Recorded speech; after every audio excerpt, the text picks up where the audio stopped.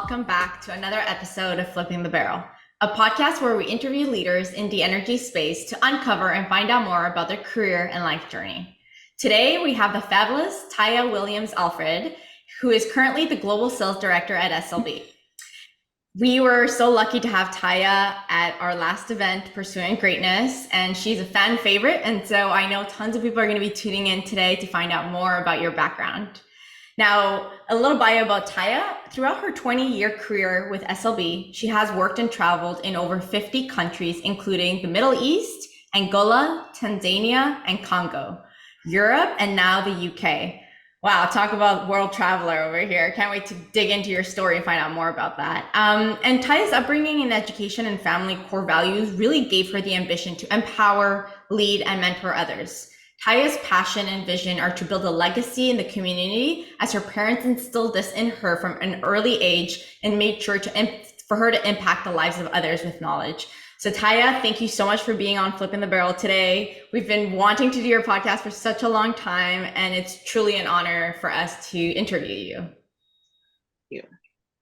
Well, if I had to give anybody an award for the biggest and best smile, it's Taya. If y'all could see her right now, if you're listening, her smile is so infectious. So thank you, like Massiel was saying, for coming on.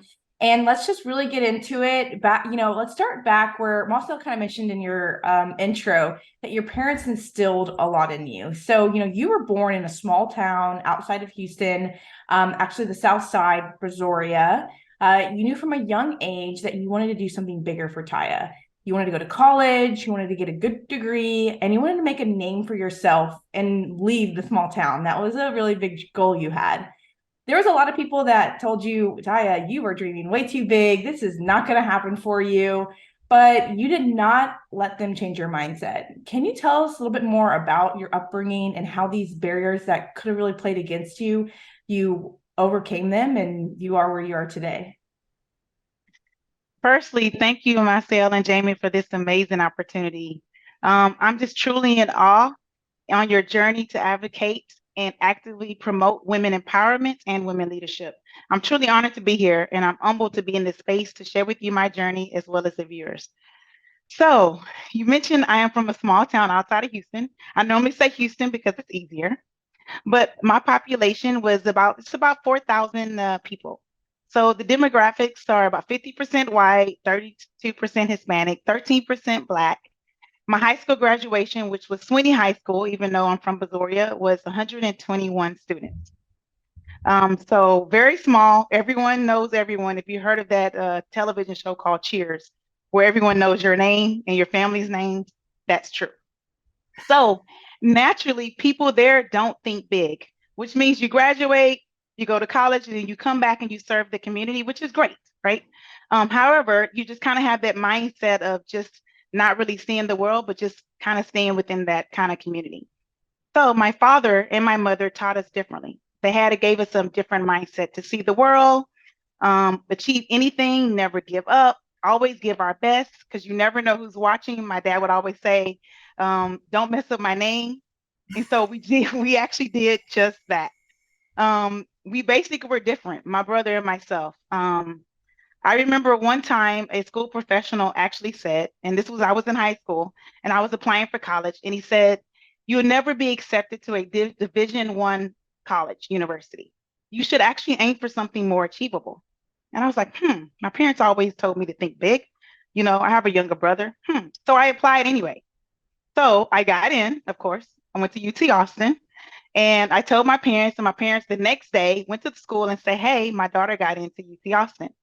So with that being said, there's nothing wrong with growing up in a small town. My brother, family, friends, we had a great upbringing, but you have to think big. You have to overcome those barriers and think larger. And they say if it's something that you can achieve, that means you're not thinking big enough. I just have to say really quickly, because you said you went to UT Austin. I mean, yes. Like, come on, that's one of the top schools in Texas. I bet you love telling the guy or the woman, whoever told you that, like, hey, guess actually I'm going to UT, which is one of the most favorable colleges of all. So just really incredible. I just had to make that note here for those that aren't aware of that. Yes, yes. It's a story. I actually go back to the schools and colleges and say, if you want to think and go back and be a fireman, a teacher, and all those things are great, but think big, you know? And if you think big and say, I want to be a lawyer, I want to be the president, I want to be a doctor, you can do those things. You can actually do those things in the community, but definitely think big. I love it. I think big should be the title of the podcast because it's truly a reflection of your entire career and just life journey of never stop thinking big and dreaming. And on that note, you know, you mentioned that your dad has always played a really big role in who you are today from a young age, especially pushing you and telling you to dream big. He pushed you to get out of your comfort zone and supported you in anything that you wanted to do. He was by your side through the challenges, the ups, downs, victories, etc. What are some lessons that you can share with us that maybe when you close your eyes and think of your dad is one that shows up? That's a very good question and an emotional one at the same time. So my dad is actually my hero. He's a role model and he's actually my best friend. And you reminded of those things actually later on in life because I lost my father a couple of years ago. So he raised us to be leaders. He raised us to be mentors. He raised us to advocate for doing the right thing and always give 100%. And these were things that were uniquely important, right? And not only did he do this for us, but he did this to the community. He was a listening ear. He was a leader. He was a dad to many students and friends and family members that didn't have a dad. You say my smile, I got my smile from my dad. He was actually a bright sunshine. He would bake a cake whenever someone was feeling down or lost a loved one. He basically, as a summary, he actually brought the best out of a person. He actually taught you to be your best self, right? So a few of the nuggets that he always taught me and my brother and anyone else, right? He would say, you were created for greatness and excellence. You're victorious, not a victim. Remember to give back because someone always gave to you. Each one teach one, which means that we should always continue to give back and keep being impactful. And with that, just be impactful with your knowledge and share with others. One of the last final words he said was actually, glory to be that you are able to be impactful and share your knowledge to others. How wild is that, right? So because of that, my dad, we actually started a foundation on behalf of my dad. We call it Sam's Feathers Youth Foundation. And in this foundation, one of our missions is to cultivate an environment where students and youth are empowered and inspired to be their best self, to achieve their highest aspirations. So hopefully I can do that nugget. I share that nugget. I'm living his legacy, and hopefully I can share my passion with others so they can actually achieve their highest aspirations. Taya, I mean, your father would be so proud of you right now. I mean, he is. He's listening right now as you're talking, and you were following through with just that. And it just shows throughout your story, what we're about to get into with just university and what happened there. You know, really, even at that and those moments in your life, you were living exactly what your father taught you. So to start there, let's go back to you studied petroleum engineering at UT Austin, which is a heavily male-dominated field, especially at the time when you were there, where now there's a lot more push for STEM and education for women, and we're really honing in on that.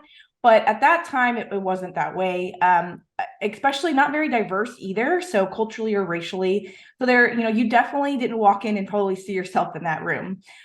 You were actually one of the only African-American females in your class at that time, and you graduated at the top of your class, which is incredible.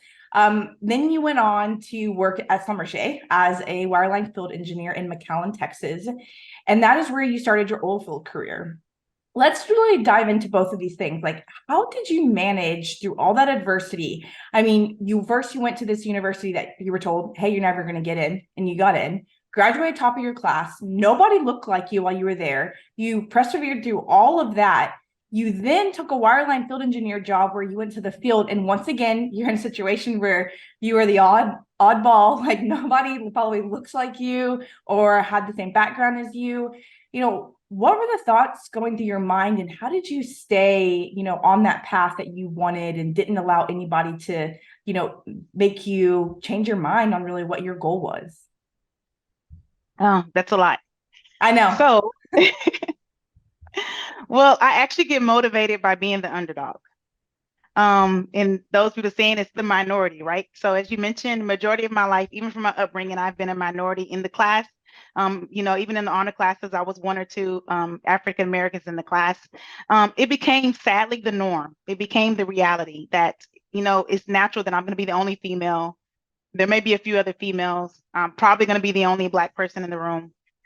So instead of taking it as a negative feedback, I took it as me being motivated when someone challenged my education, when someone challenged my knowledge, when someone challenged my skill set.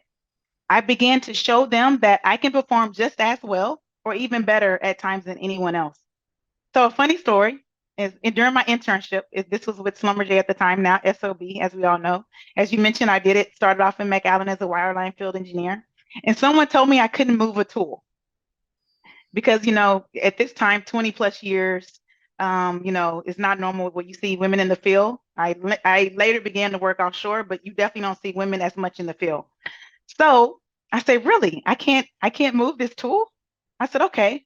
So I evaluated the situation. I looked and I said, I believe I can move this tool. So they're looking like, okay, because at that time you have some people, they bet to see how long you're going to stay. And at first I was like, oh, is this a female thing? Is this a Black thing? No, this is just a new thing. Because, the industry, which has changed quite a bit, it's pretty demanding, right? So I said, okay, I'm going to show them. It's a challenge, like challenge on. So I was like, okay. So I demonstrated how to move the tool safely, properly, and effectively. And I didn't let that communication and that feedback discourage me, right? So with that, I've taken that lesson learned to pretty much anything in life. I actually appreciate diversity of thoughts, and I actually showed that my skill set adds value, and in return, it's recognized, right? Now, in that moment, of course, I'm saying these things, I'm coming off very confident. Of course, in my head, there's self-doubt. There's what am I doing? Why am I doing this? I don't have to do that, etc. But then I remember my dad told me not to quit, never give up. I can do anything I put my mind to, right? So I strongly believe that representation matters, right? And it does. So if you keep that attitude and you know your skill set and you know your values, you have a purpose, and you just remember that I was taught not to give up, and we should think big, and we should also not give up. I love that, Taya. And on that topic of just for people to know who you are, you're very big into personal branding and you're very passionate about this topic. And it's this big new hot topic that everybody's asking about. We see tons of webinars around how to build your personal brand. And this is something that I truly believe you're excellent at. And tell us a little bit about what is personal branding, what is Taya's personal brand, and how did you create one? Because it's not, I'm sure you didn't have a personal brand, 20 years ago when you started. When did you develop it? And was there how did you sit down and think about it? How did it come to be? Um, I'm glad you said that. I probably didn't have a personal brand. I probably did have one. I just didn't realize what it was. I thought it was something different. This topic is very, very important to me. You asked me, when did I realize how important this topic was? It was about 2 years ago. And that's because going through my career and my journey, and I know we'll talk about that a bit more, you think your personal branding should be, as you were taught, be a hard worker, be a good performer. People will recognize you. All those are very important, but those aren't considered personal branding, right?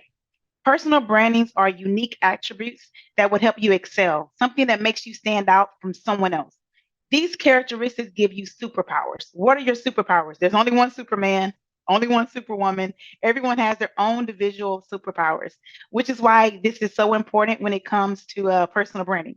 So, as you mentioned, a few years ago, a while back ago, I realized that my key stakeholders didn't recognize my personal branding. I got comments, oh, Taya, you have high energy. Great. Those are great comments. Oh, you work really hard. Team player, 100% great comments. I'm not knocking those comments. But as you get older, you're like, I'm a leader. I do many other things in the community. My personal branding is important to me. There's something that I may not be doing right to actually articulate that personal branding of my leadership. Not that I just have a good energy, I'm a good hype woman, and that I can get the job done with the team, right? So personal branding is not what you think of yourself. It's actually what people actually say about you. And it's what they say about you and advocate for you when you're not in the room. So I took this challenge and I asked 3 or 5 people, different circles, 360 feedback, professional people, as well as personal people. What are some strengths What are some development areas? What are my characteristic traits? People will say different things, but if you actually write them down, then you will see that there's some common themes, right, of what your personal branding is. And then you're like, if there's some things, oh, Taya may be mean. I'm not a mean person. I'm just using that as an example. But if there's some things that you hear about your personal branding that you don't like, it gives you an opportunity to change that. And so that's why personal branding is important. It's what is it? And then how do you embrace it? And if you don't like it, change it, right? So these are one of the things I say, okay, personal branding, my superpowers. And what people don't realize is that when you have those superpowers, you can do anything. You can do a task that you've never done before because your personal branding is within you and you can actually take that personal branding somewhere else, right? So with that, I actually named my personal branding after my name, Taya. And what that means is that I am a team player. I strongly believe that you have to lead a team, but you have to have a team. And if you have a strong team that trusts you, then you can do whatever, right? So a part of my personal branding is a team player. Also, it is trustworthy and transparent. I'm a very transparent person, if you can't tell already. But you find out is that if you're transparent with the person, then they are transparent with you. That also builds a strong team foundation to know that you're in it together. And then you're also trustworthy. And you need that to be in a good team, right? And because of that, I'm able to do my creative initiative things and energy and drive, which is a trailblazer. I strongly believe if there's a problem, come up with a solution. I actually like to create innovative programs. I've done quite a bit in my career that's never been done before. Even this foundation, there's no mentorship program like this. I've done things in recruiting. I've done things in communication. It's a trailblazer and doing things that's never been done before, sometimes challenging the status quo, but I don't like being the last. It kind of goes back to building a legacy and what my dad talked about earlier, right? So trailblazer means, okay, you start something, you see a problem, you come up with a solution, you do it, but then you keep building that legacy and impacting on it to keep moving in the future, right? So that's my unique personal branding. And if you notice, you can bring that, whether it's in HR, you can bring that in leadership management with the new company, your current company, any skill set, technology, anything you can think of, you can use those attributes that give you a superpower. So if you don't know what your personal branding is, figure it out, figure out ways to embrace it, enhance it, and let that shine throughout. What I love about what you said, Taya, is you gave actionable ways, like super simple ways to go and figure out your personal brand. Go and ask, your friends, go and ask a colleague, go and ask someone you trust, and that's such an easy thing to do. And then all of a sudden you've got a list of things that people have described you as, some probably good, some probably stuff you could work on. But I mean, it's such an actionable way to really identify what your personal brand is today and how you can make it better. So thank you for sharing that and making it so easy to understand and digestible. Which this really kind of plays into your career progression. And there was a time where you were working in the field. It was for 5 years or so, and then you went into recruiting role, account manager role. And then about 12 years in, you were pretty stagnant and you were like, what's going on? I work hard. I'm meeting all of my deliverables. I'm meeting all the goals. Why am I not progressing like everybody else is? Or you just felt like there was something that just wasn't aligning. Then you decided at some point that you were, you know what, I'm going to be the CEO of my career now. I've been waiting for somebody to come to me and tell me, hey, Taya, you're doing great. Here's your next position. And you're like, no, I'm going to take control of it. And I'm going to navigate these next few years and make sure that I get to where I want to be. And I'm not going to wait for somebody to come to me. Can you tell us how that worked out for you? And what was your first step in really taking control of your career? So first of all, after 10 years, you realize it kind of sinks in. As you mentioned, I love my field work in the field environment, but I did it for 5.5 years. And then the other roles, you did them for 3 years, 4 years, etc. But what I noticed that my peers were moving past me. So I was like, okay, you definitely have to work hard. As I said earlier, you have to be a good performer. You have to highlight and deliver your results and what you're doing. That is also very true. But my family and my father taught me it's not what you know all the time, it's who you know. So research shows that it's network and visibility is what takes you to the next level. Now, you have to be a good performer, as I mentioned earlier, but you also have to network and have that visibility. So after about 10 years, I said, okay, I need to do something different. I strongly believe if you're doing the same thing and you want different results, we always say that's insanity. And I don't perceive myself to be an insane person. So I was like, okay, what can I actually do differently to actually change my, personal branding, my career progression, etc. So I went to this women leadership conference, and I've been to several women leadership conferences, right? But this one was different. There were some high executives there and leaders there, and there was a panel, and they were talking about coaching and mentorship and visibility and knowing your qualities and how do you embrace them, enhance them, and showcase them, etc. So after that, I went to one of the panelists and I say, I really, enjoyed your topic and it was very relatable. Will you be my executive coach? Now, completely, I was like, oh my God, they could say no, whatever. But I recognized I needed an executive coach and a sponsor at that time to highlight and showcase what I already knew what I was doing with hardworking. So they said, you have a nice smile. So sure. Okay, okay, the smile worked for me. Fine.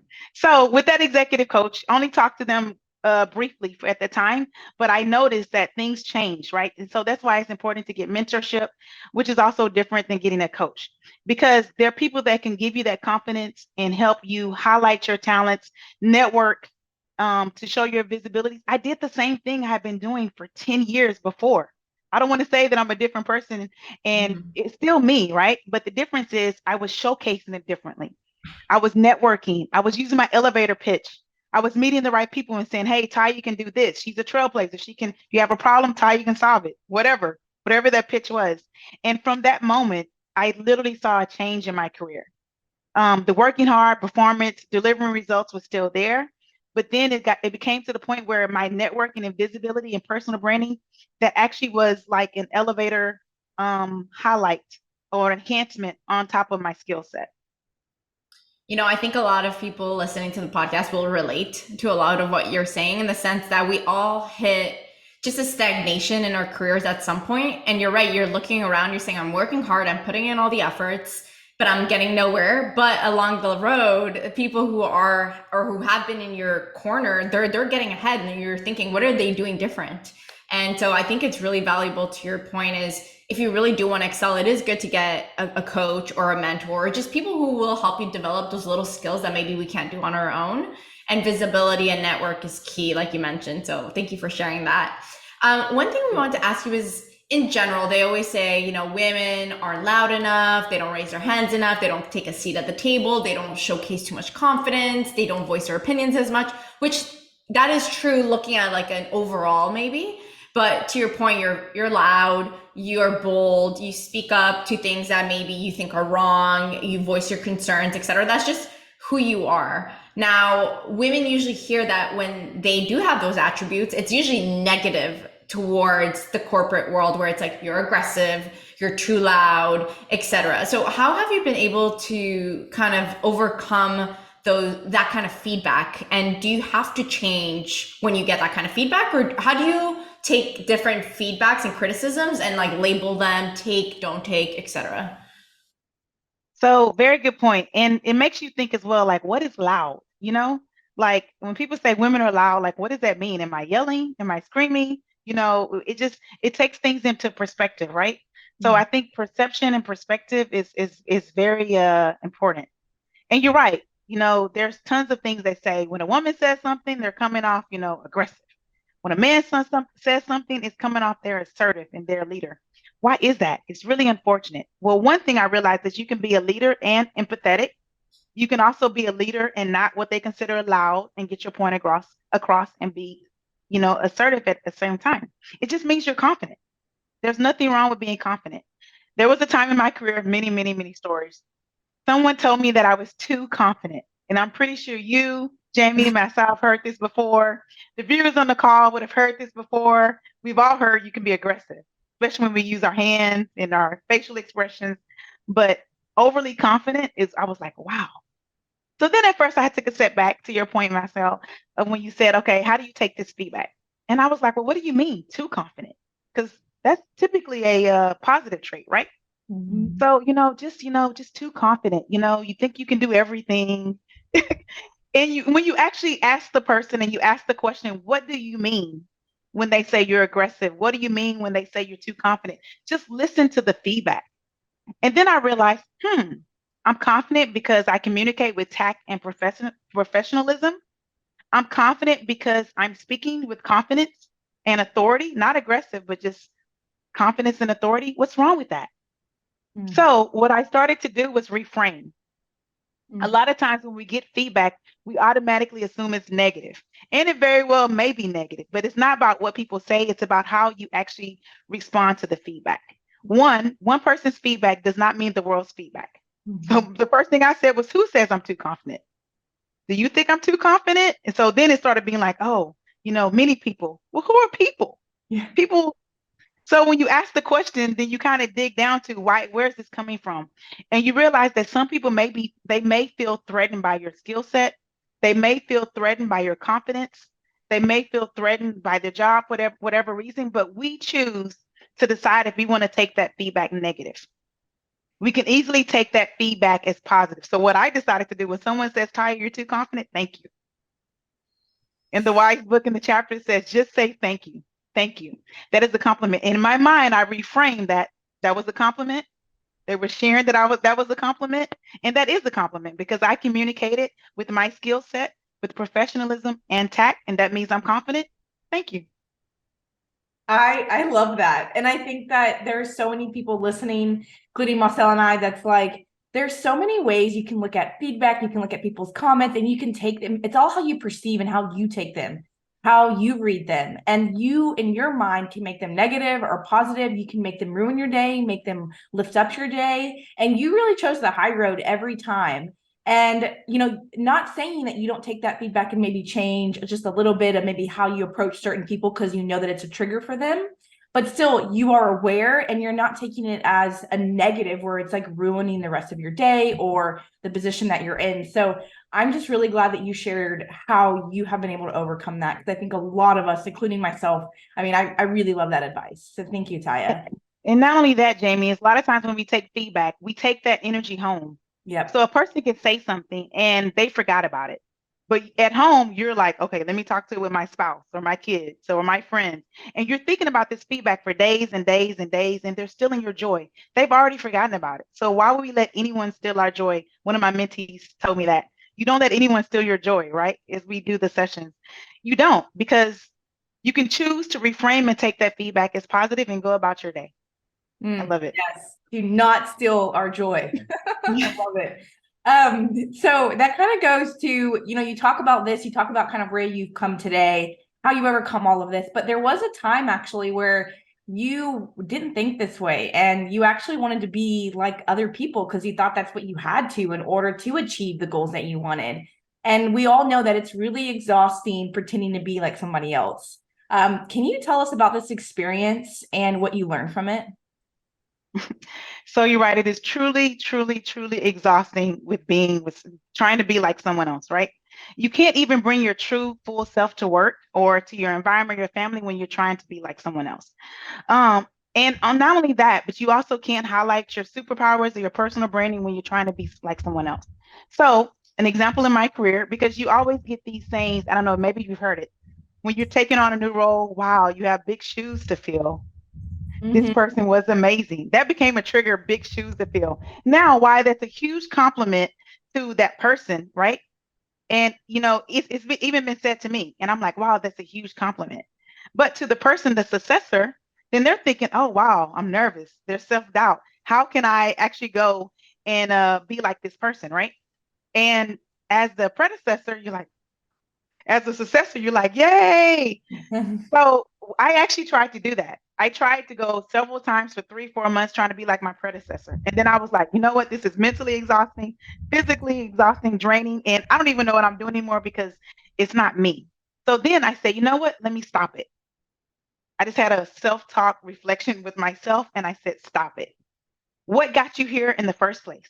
Now, it is true. What got you here won't get you there. But remind yourself why you're here in the first place. Someone saw something great in you, your value, that you can do this job. Someone recognized your skill set. That's why you're here. That's what got you there in the first place. Remember that. And that was probably a part of your personal branding and your superpowers. So the message is be you. Yes, you have big shoes to fill, but you can fill them. And everyone's shoe size is different. Even if it fits, it doesn't fit the same. Right. So I actually have this motto now. When I go into a job, I actually enhance the things that works well, which means that my predecessor, whatever they did worked great. Let me enhance those things. And I also improve the things that didn't work as well, because nothing in life is perfect, which means there's always things you can improve. And there's always, even if it's great, how do you make it outstanding? Even if it's outstanding, how do you make it amazing? So if you have that attitude, then you go in and you be yourself, do your personal branding, and think about it. This person did a great job. Kudos to them. But let me see how I can use my skill set to do just as good or better than a job, better, for that job. And what you realize is you get your own nuggets and you get your own trailblazing thoughts, and you say, every time you have a job, then you should offer and bring something to that job. That way, when you leave, the trigger is, you have big shoes to fill. So they'll say that. But you'll say, okay, Jamie did this. Massiel did that. Taya did this. All are great, but different.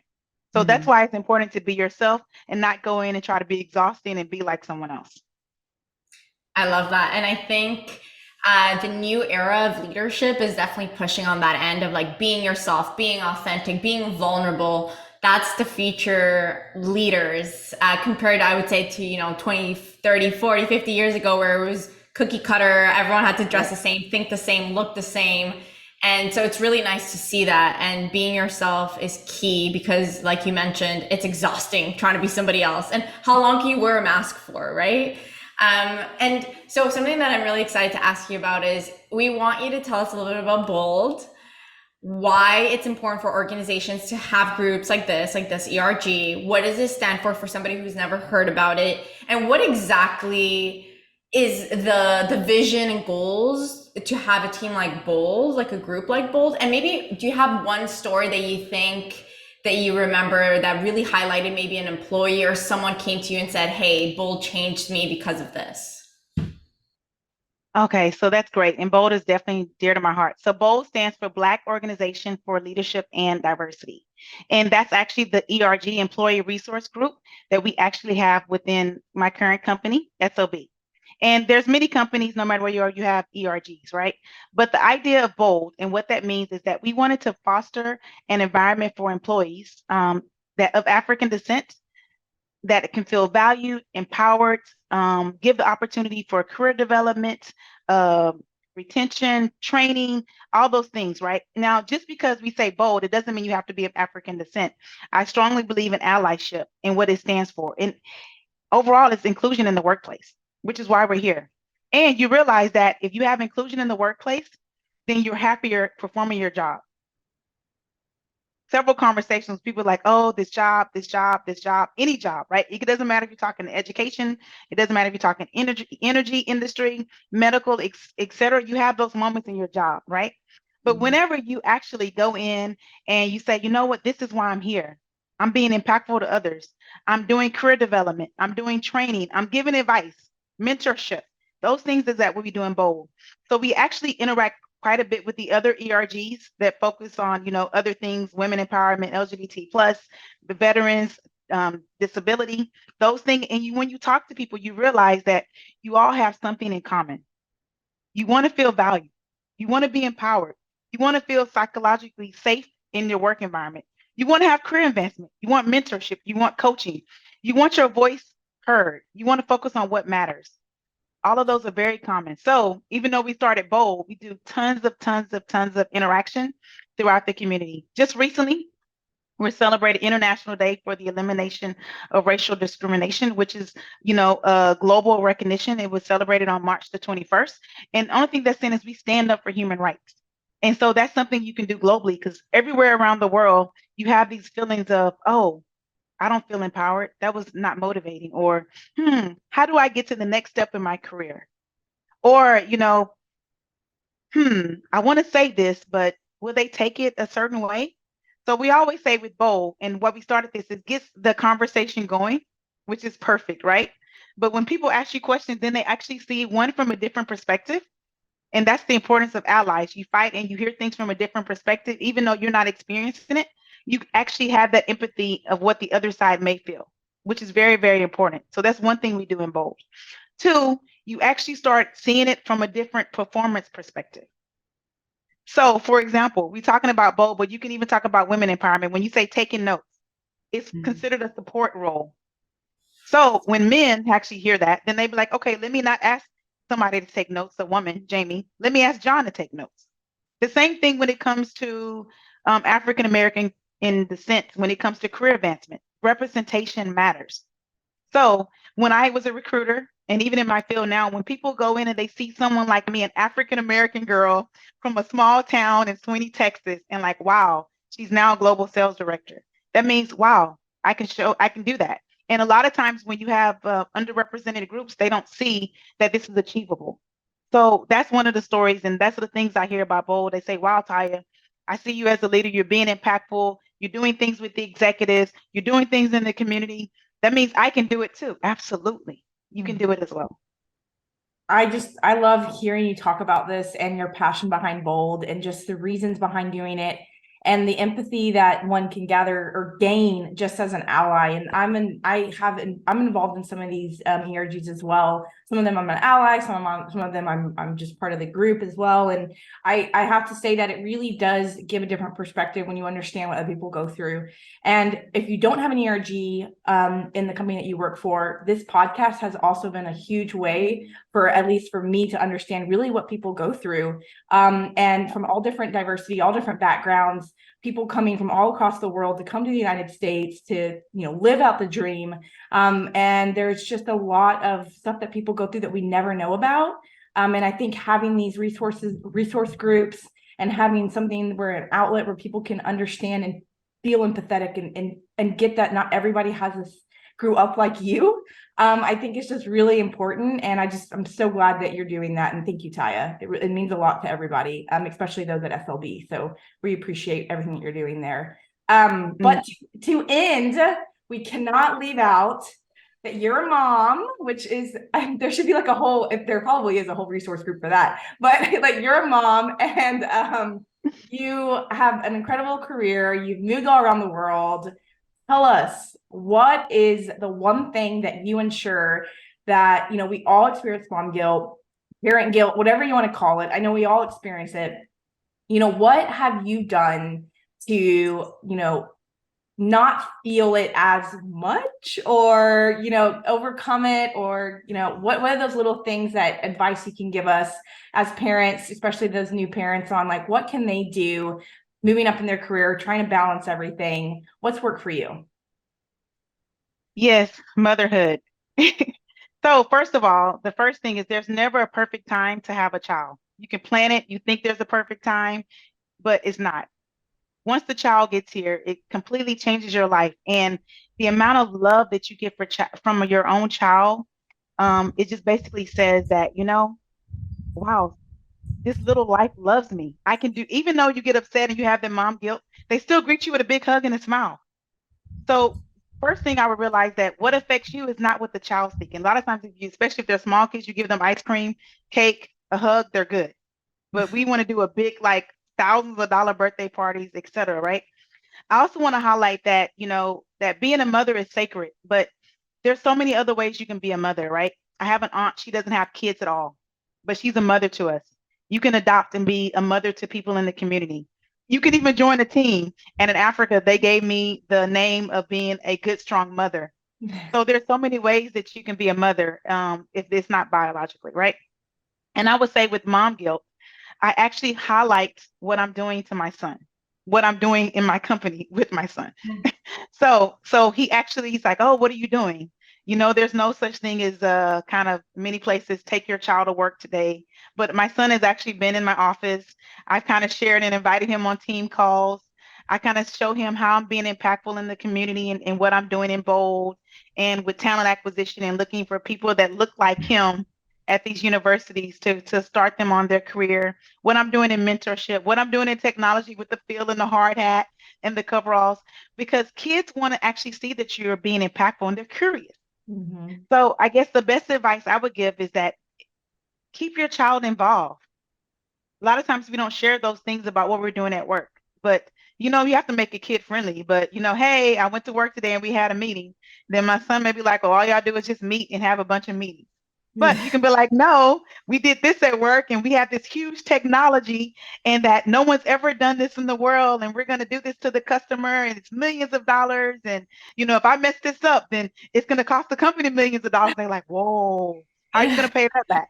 So the lesson learned is, involve your kids, share with them what you're doing, and it takes away that guilt because when they see you in action and they see the difference that you're making, then they ask more questions and, you just being there in their presence actually is what they enjoy the most.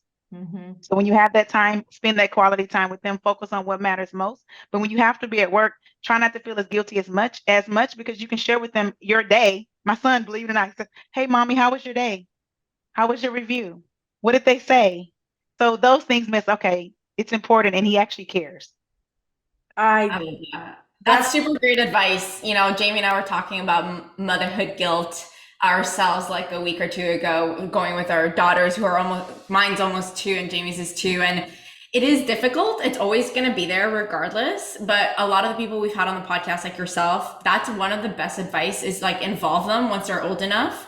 And then they feel like they're going on this trip with you, even though they're not, but they're like, or bring them something back that, you can make, like, you just make it fun for them where they're like, oh, mom's out, killing it and going up in her career or traveling the world. And they get excited to be part of your career versus you making it negative, like, oh, mom's going to have to leave another week. And so it's really just kind of how you place it. And so I love that you mentioned that because it truly, truly is. And last thing for those listening is quite a few people we've had on the podcast who have spoken to their kids later on who are 20, 25 years old. And they would go back on certain things that maybe hurt them as they grew up. Like, you remember that 10-year-old birthday that I missed? And they're still kind of struggling over it. They're like, I don't even remember that. Like, what are you talking about? Or, Exactly. so it's like when you talk to your kids later on, there's a lot of things that we like, are super upset to ourselves about missing X or whatever because of work. And they're like, I didn't even remember that. And so just know that it's okay. We've all got this. 100% okay. I've missed many of birthday parties, even ones I planned because of a flight delay, and it was catastrophic to me. I got there late over 3 or 4 different flights, but when I got there, my son was like, "Hey, mommy."